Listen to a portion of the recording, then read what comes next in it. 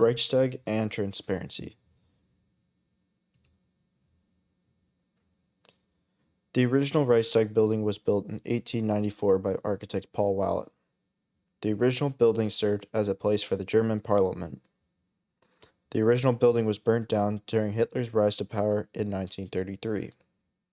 It is believed that the building was burnt down by Nazis to strike fear into the citizens into voting for Hitler. The building had been fixed up but not fully redone until architect Norman Foster was chosen during a competition to rebuild the Reichstag.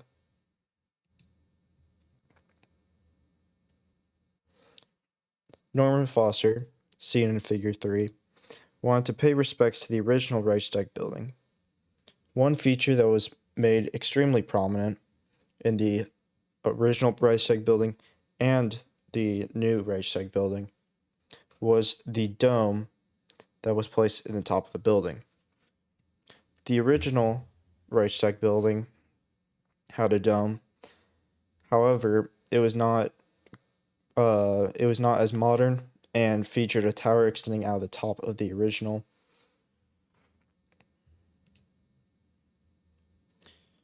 The Reichstag's dome and use of transparency. According to Lutz Kopnick in his journal paper, the popular equation of glass and democracy, of transparency and anti-totalitarianism, raises fundamental issues not only about the relation between architecture and politics, but on a more basic level about how public buildings produce meanings in the first place.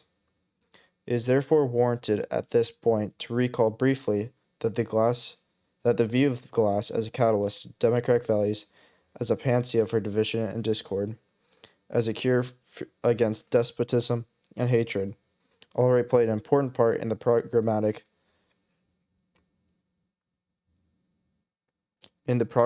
writings and designs of architectural modernism. During the early decades of the 20th century, in short, Kopnick is explaining how Foster's use of glass as a centerpiece is a symbol of future for the city of Berlin rather than the terrible past that the city had already faced. Glass and transparency was seen as very futuristic in architecture, and the dome is used for tourism, which put together can be seen as a future for the civilians of the city. Reichstag's restoration and the reunification of Germany. The Reichstag's restoration was put into motion soon after the reunification of Germany in 1990.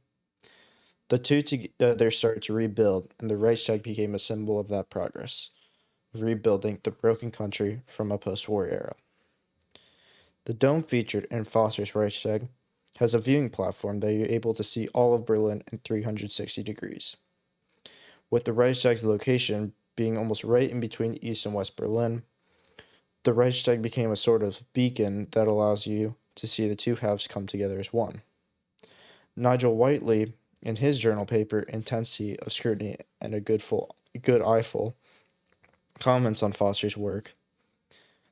The cupola is also consciously symbolic.